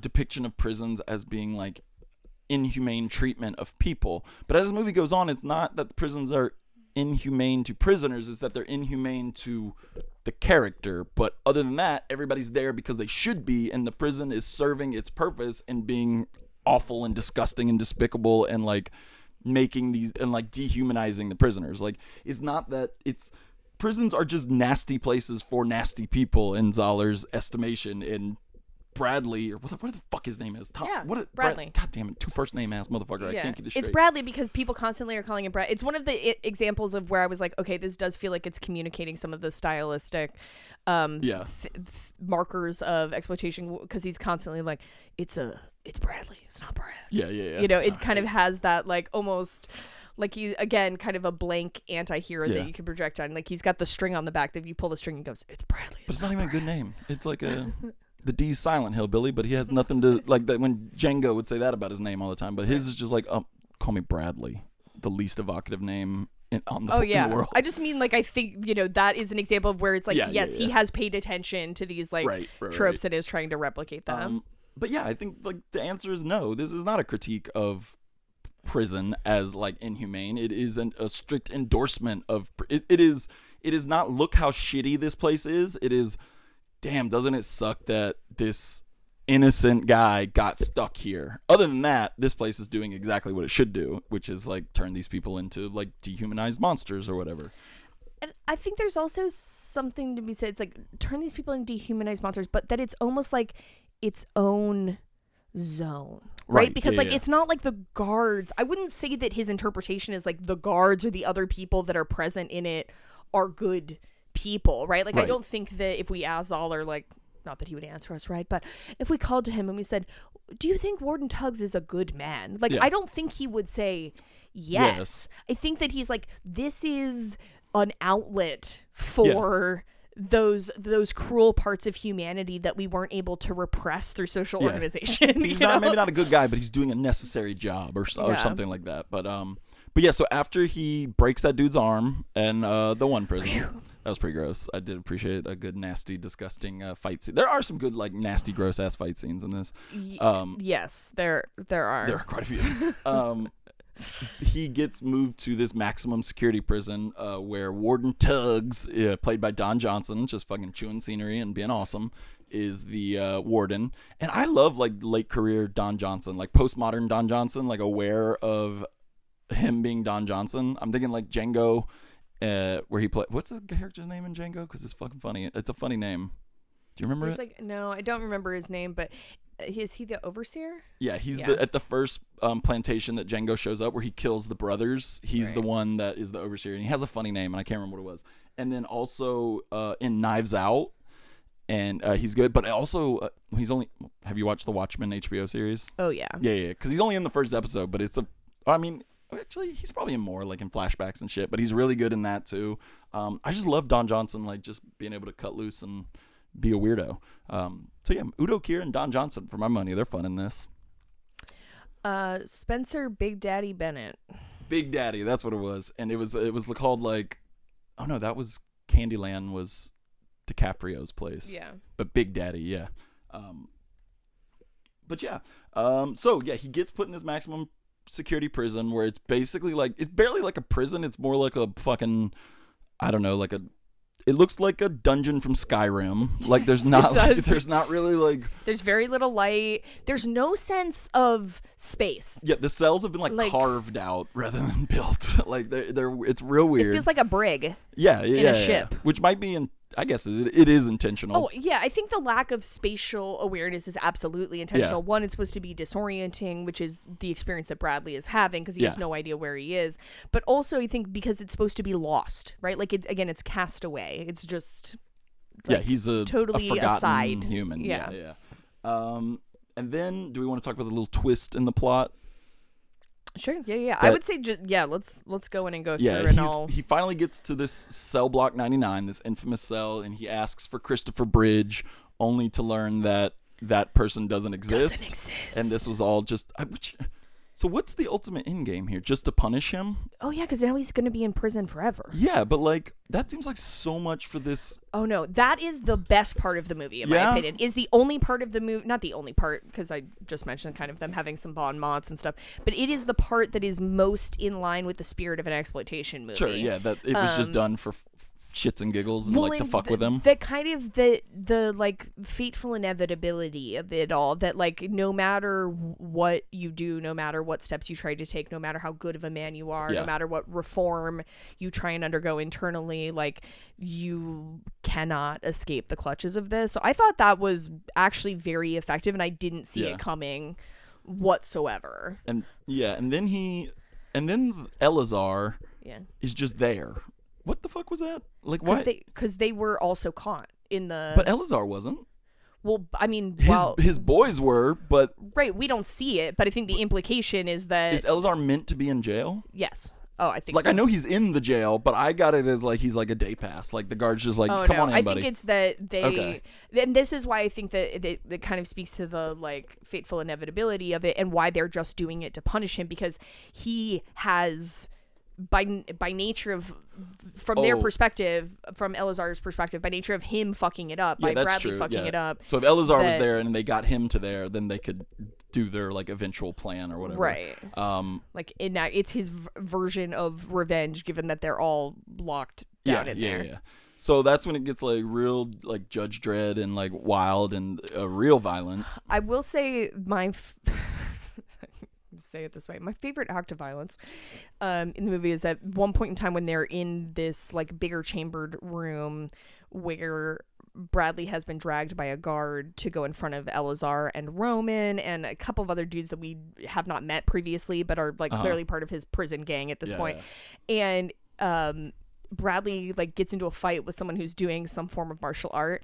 And he loves to step on people's heads in this movie. And get his head stepped on. But he steps on this guy's head and drags it. And when he flips over his body, he like almost kind of a smiley face of just his face skin is all has mushed. been totally scraped off of his skull. And I was like, gross. That was gross and like very effective, I think, in terms of like a little bit of levity, but also thoroughly grotesque. Yeah, and he gets his head stepped on and then has those grody-ass fucking scrapes on his awesome tattoo for the rest of the movie. But yeah, I did like the thing of like the putting the weird ass like electrical thing on him. What the fuck? Now I don't even remember what it was. Was it like a collar? It almost looks like, no, it was a belt. It almost looks like a chastity belt, like because it has the big buckle on the front of it. I think that is a good implement. It provides an interesting like narrative opportunity because it gives him a chance to have to innovate. Gives Bradley a chance to have to innovate around it, because we see him take the rubber soles out of his shoes and protect himself so that they are buzzing him but it doesn't affect him, and now he can enact his plan of revenge. And the max security, I wish the movie was silly like the max security prison is. Do you know what I mean? Like there is those elements of like ridiculousness that they're wearing these electrified belts and all that shit, like, but too much of the movie is self-serious and not silly enough, which I feel like they leaned into that a little bit. I agree, and I think it's because of his political perspective. Yeah, for like, sure, 100%. You know, I think it makes it so that he's like, I'm not just making a silly action movie, I'm making a statement. But you're not. There's no statement to be made. See, and this is kind of like what I intend to argue towards the end of this is, I don't know that he is intending to make a statement. I think that he thinks he's making an exploitation film, but because of his guiding political perspective, he betrays the ability to speak out of both sides of his mouth. And something like you mentioned, your definition, the exploitation film needs a little bit of the dialectic. The critique. Yeah. But yeah, so we're getting towards the end of the movie where basically they're in this weird standoff where he kind of gets the upper hand on Elazar in the prison and has to kind of force him to call off the abortionist or whatever, which is not a great payoff that like all of the like tension is relieved over a like phone conversation. I don't know.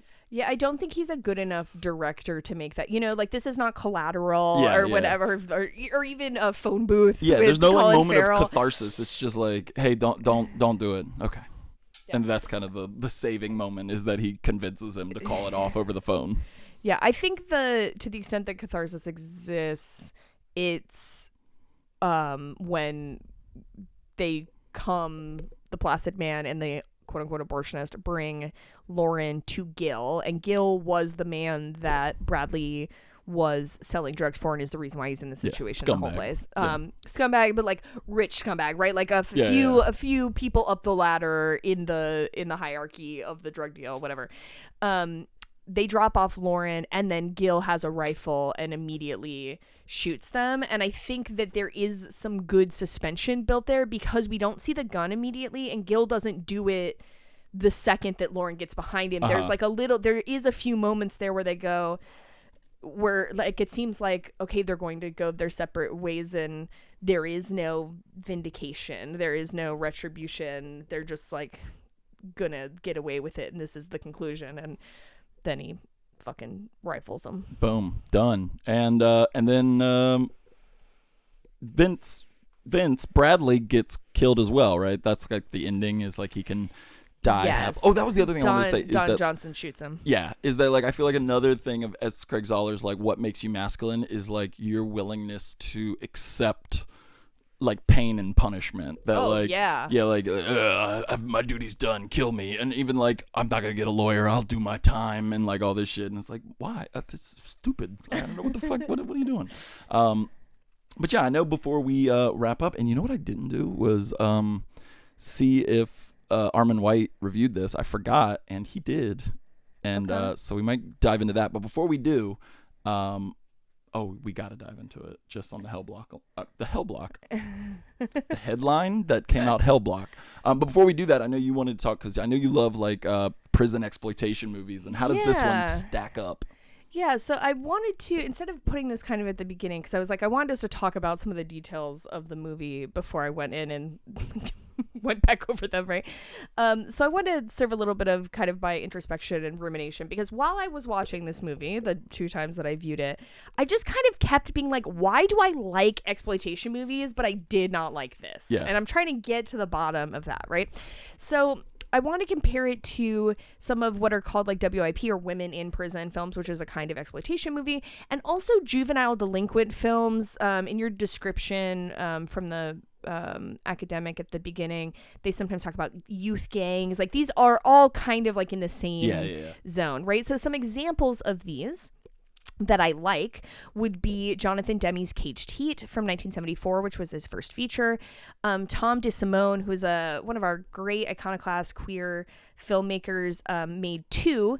The Concrete, actually he made more than that, but the two that I like a lot are The Concrete Jungle 1982 and Reform Schoolgirls 1986, which is truly a fucking masterpiece. Chained Heat 1983, which stars Linda Blair, and then a couple directed by Jack Hill, who's I think probably best known for Coffee and Foxy Brown, but his movies The Big Dollhouse 1971, and again one of my favorites, Switchblade Sisters 1975. So I bring these up because, and why I like them, is there are some themes that resonate with me. One of these themes is like prison, jail, and juvenile detention centers, which I'm kind of using interchangeably here, as a totalizing institution. And what do I mean by that? Well, socialist Irving Goffman, in his 1961 book Asylums, talked about this idea of a total institution, which is a place of residence and work where a large number of like-situated individuals cut off from the wider society for an appreciable amount of time together lead an enclosed, formally administered round of life. And this is an interesting idea to me because I, as someone with a sociological perspective, interested in thinking about how the way the rules and regulations that confine us constrain our options and produce different forms of social organization. So like where we live and the rules that we live under produce different norms, the way we relate to each other. And so I like movies that kind of like engage that idea and even if that's in a more salacious as opposed to an academic way. And then it also kind of makes me think of like Foucault in Discipline and Punish, where he has this quote that's very widely quoted where he says, "Is it surprising that prisons resemble factories, schools, barracks, hospitals, which all resemble prisons?" And so that's why I use this phrase totalizing institution instead of total institution like Irving Goffman does, because these prisons, these jails, these juvenile detention centers are total institutions, and that there's people blocked off and can only relate to each other in very specific setting under very specific constraints. But also we know that those dynamics are not really ever totally blocked off from society, right? Like that they're always connected to these other systems of domination. So playing around in that sandbox is which I think is what is entirely missing from this. Is that there is no like examination of how it's connected to like greater anything really. Right, it's like its own little universe. Just for masculinity to play in, right? I also like these movies because they fuck around with the ideas of queer yearning. They explore themes of sexualized violence, and bridging these two themes, they think about the body as a site of control, but also as a site of resistance. So in these movies, a lot of times they have themes of lesbianism, like that these women who are in these totalizing institutions only have each other, and that in ways that is, I'm not going to use the word liberating because they're still stuck, but freeing, right? They can pursue their passions and love for each other. But also it's like a tool that the people in power in those institutions, like the guards or the women that are running the gangs inside the prisons, use to brutalize them. And also, which I've brought up a couple of times on this, I find that these movies tend to be kind of a safe way to explore or maybe even purge kind of a sense of fateful inevitability. So the fact that those totalizing institutions feel like they absolutely constrain what options exist for us, and that's kind of a theme or a challenge that we might encounter in life outside of cinema, and that these are ways to kind of like probe at that idea, right, and kind of explore it. So these are things that I like about WIP exploitation films in general that I feel like just are totally not present right at all. Here maybe the like fateful inevitability part, which is why I like the big twist, but otherwise, right, it remains unexplored. The other thing that I think is really missing here, which makes sense since this movie was made in 2017, or it came out in 2017, is that exploitation films, more so than being about theme, are really a mode of production. So a good example of this is like Jonathan Demme's Caged Heat.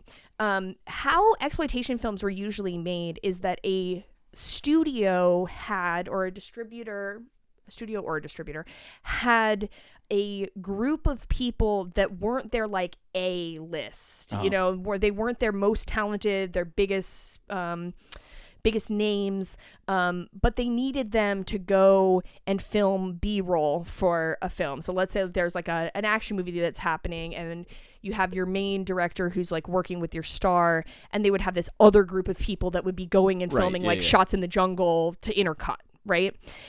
So exploitation films functionally, like their actual purpose in the studio era, were to give your like B team, basically your JV, an opportunity to practice, to get better skilled. So Jonathan Demme, that's why he made Caged Heat for AIP, which is American International Pictures, which was Roger Corman's company, was to get practice so that he could make other better movies, basically.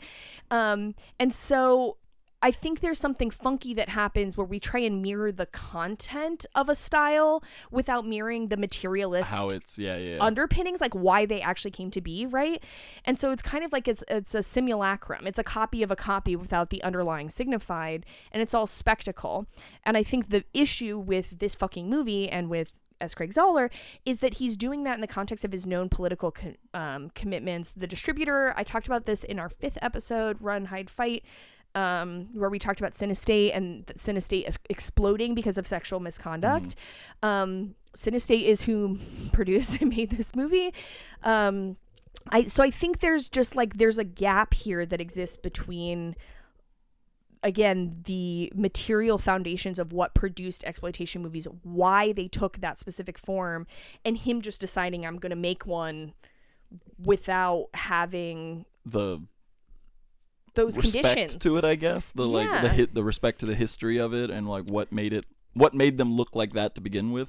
Right. Yeah. And I think it's just like, it makes it so that his ideological beliefs and commitments really are what takes the helm, because if you don't have these like material conditions they're producing, why, if you're doing that stylistically, if you're electing to do that, it's a lot easier for your ideological commitments to take the reins and to like lead you, you know, crazy.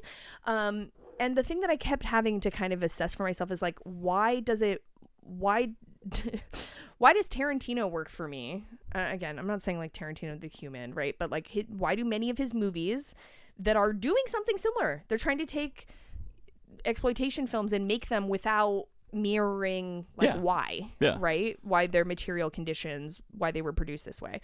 So why does that work for me and Zahler does not? And I think that it comes down to Tarantino knows that that's why exploitation films were made that way, and he's actually trying to mimic, mimic the production processes and why the aesthetic and semiotic outcomes were tied to the production processes, where Zahler is just like jumping straight into the like, it's just fucked up. You know, it's fucked up. It's an opportunity for me to depict fucked up shit. Fucked up stuff. So I don't know. Sorry, I know I just said like a lot. Do you have that was great. About no, that was great. But I was gonna ask, what are some good recent exploitation movies? Like, I guess I would say like, I don't really think they exist. I'm gonna pull up a list. I feel like, but this is also why, in terms of like those themes, why I would just more this is a great opportunity to connect with your local video store, right? And like being able to actually watch the things that came from the time period and situate them appropriately. And then the other thing I would say is like, you can watch fucked up media that doesn't use exploitation visuals, right? Like we were talking about Yorgos Lanthimos. I mean, especially some of his Greek language films are very much about like the family and Greek political environment and using violence in creative, innovative, and extreme ways to symbolize, his exploration of those themes. Are there movies that you have in mind? I was trying to think of some and I couldn't, so I found a list by Rolling Stone, the 25 best modern exploitation movies, but some of these are fucking weird. I Saw the Devil is on there, which I don't know. That just seems like, I don't know, it's such a grimy, like, detective thing. I don't know. Well, that's where I think it's hard because, like, exploitation is not. It is a genre, but it's also a production mode. Yeah. And sometimes just, like, grimy stories get considered. Right. Like, why would it not be just as productive to talk about that in terms of being a hard boil? Yeah. And then there's, like, other ones that are, like Crank is on this list, which I don't think of as an exploitation movie. It's just like high concepts, like goofy action, but that I don't know. There's a few good ones, like Hobo with a Shotgun, I think is probably like solid. Like I didn't really love that movie, but I do think it is probably a solid recent. It was like 13 years ago. Right. The Devil's Rejects. Yes, but I think both of those examples, The Devil's Rejects and Hobo with a Shotgun, their production was independent, right, and is coming from that more raw place. I think I've said this before, and I'm not fully trying to get into a debate about the definition of camp, but one of the things that John Waters says about camp, how he defines camp, is the gulf between what you want to execute and what your resources permit you to execute. And I think that exploitation films, as we're talking about it here, that can be a dimension of it as well. Like, is there something that you are that you envision, that you want to bring into the world, but you simply don't have $25 million budget to fully realize that? Yeah. And I think that the exploitation aesthetic can emerge from the failure to be able to rise to that level. And I think both Hobo with a Shotgun and Devil's Rejects maybe slot in there. Yeah. Their top 5 is okay, I think. Spring Breakers is their number 1. Battle Royale, Kids, Showgirls, and that one, Piranha 3D, which Piranha 3D is... Okay, Piranha 3D is actually the only one on that list that I would consider maybe to be in that zone. Yeah. I think Harmony Korine related movies are... They're something different. They're like exploitation on planet Mars. I don't know, like they're not humans in his movies. Like they're all like weirdos. They're all like... Well, again, I think there is something... A lot of his films. I know that Larry Clark directed Kids, but Harmony Korine wrote it. Harmony Korine movies, again, kind of thinking about that gap between, like, what are the resources available to us and what are we trying to accomplish. Something like Kids has a very specific aesthetic vision because Larry Clark was a photographer and was going for a really like raw, naturalistic, like integrating into kids, a teenage experience, and looking at the extremes of that while not going with the extremes of an aesthetic. Like the aesthetics are not extreme, right? It's just like the content. Otherwise it tries to integrate in naturalistically. Whereas Spring Breakers is... That was their number 1 too. I don't know. I gotta think on that. That's I don't like conceiving of that as an exploitation movie, but I don't have a great immediate argument. I would never have thought of it as one, but also same. Weird. Well, do we want to... Since I forgot, my bad, but I think we should do a cold read of a few of these first few paragraphs because I haven't looked at it yet, but the fucking headline is a banger. First off, do you think Armin White liked this movie or did not like this movie? I can't imagine that he did. I feel like the skull smashing is the... Also, there's a lot of... We didn't even talk about this, but there's a lot of, like, threats of sexualized violence in this movie. There's not any depicted, but there's a lot of threats. Right. I feel like that is not his bag. Well, he calls it a brilliant and violent culture war satire that exposes political brawls and baby killing. All right, I'm going to read the first few paragraphs here. By lucky coincidence, I caught up with S. Craig Zahler's Brawl in Cell Block 99 the same week. Holy shit. The same week that pandering governors Andrew Cuomo and Ralph Northam both jumped on the shark on Roe v. Wade to promote infanticide in the name of states' rights. Holy shit, this is a good one. Of all the violent incidents in Zahler's grindhouse thriller, the grisliest was a gangster's repeated threat to dismember a woman's in utero fetus limb by limb. It resembled a politician's heartless manipulation, the cunning use of law as extreme social engineering. In this particular case, to control the baby's father, the film's protagonist, Bradley Thomas, a two-fisted white Southern Christian who... I mean, he has a cross on his head. I don't know. Do we ever get into anything further that makes him a Christian? Who is not just an action movie hero, but an archetype of today's media disenfranchised electorate. Abortion in movies isn't necessarily a Juno cute part of the culture war.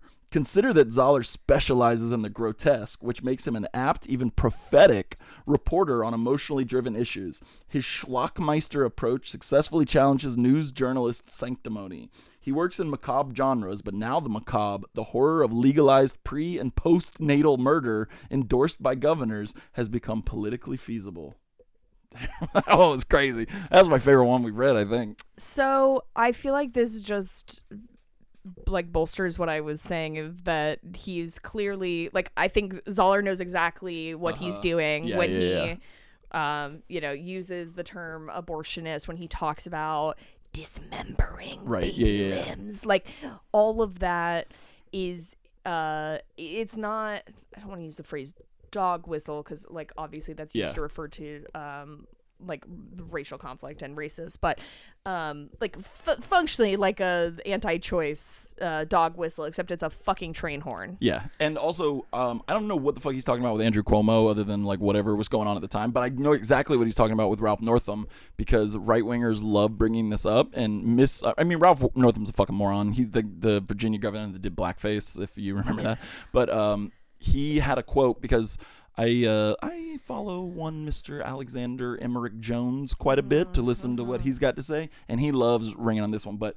the Ralph Northam thing is because Ralph Northam got asked, like, what was it? It was something about what would you do when a, like, non-feasible...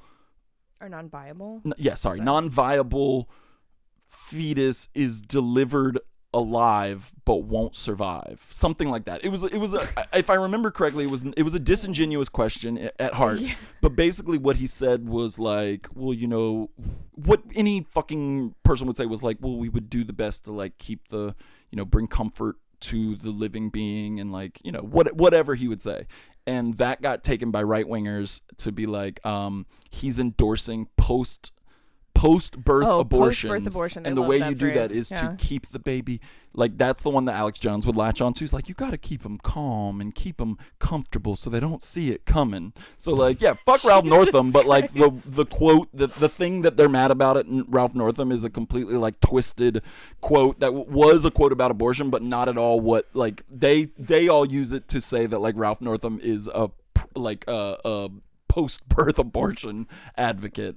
So that, like, fuck that, because that makes no sense anyway. So well, Zahler was ringing the bell and they were fucking answering. And obviously, yeah, they heard it. A dog whistle answered. But yeah, that is Brawl in Cell Block 99. Got anything that you want to add before we sign off? Oof Indeed. Well, I got news for you because I think the next one is going to be worse, if my memory serves me correctly. When we get dragged across concrete, simply by nature of the fact that Mel Gibson's in it, I'm in for a real treat there. So is Udo Kier again. Oh, okay. Yeah. Well, that may be something to look forward to. Maybe Don Johnson as well, if I remember. Lord. Yeah. Stop it, Don. But the next film that we talked about discussing was the Battle of Algiers. Is it of or for? I think it's of. Of, okay. I've never seen it before, so I'm excited. So excited to do that and dig into talking about anti-colonial struggle before the end of the year, and maybe we'll do some our favorite movies of the year. Yeah. Or, we might need to push that one back a couple episodes so I can watch more, because right now I've not seen very many movies this year. Okay. Well, for sure we're going to talk about anti-colonial struggle, and we'll see what else emerges I was from like, because my, like, I don't know, at this point, like, The Dungeons and Dragons movie might crack my top 10 because I haven't seen that many movies. I mean, that sounded like I was backhanded shitting on Dungeons. It's a fine movie. I don't know if it was. It's also hard. It's something I always struggle with a little, especially because, we're not film critics. Like, we're not doing this professionally. Is when talking about this is because we live in a market that is not one of the main movie markets. Yeah. There's one, a lot of stuff that we miss or I cannot get. But two, there's also stuff that, as I was talking about with the Sweet East, right? You could watch that in New York now, today. It will be months until we get it here. So I was looking back at my list of, at my letterbox, my favorite movies this year, and I would say that my favorite movie that technically released in Tallahassee in 2023 was Babylon. Oh, and that was which 2022, technically was a December 2022 in most other places. Sisu too, because I like Sisu a lot, and that was a 2022 movie technically, but yeah. So, well, maybe next episode, maybe the episode after that. How many movies stay tuned. But we'll catch you on the next one. Bye bye.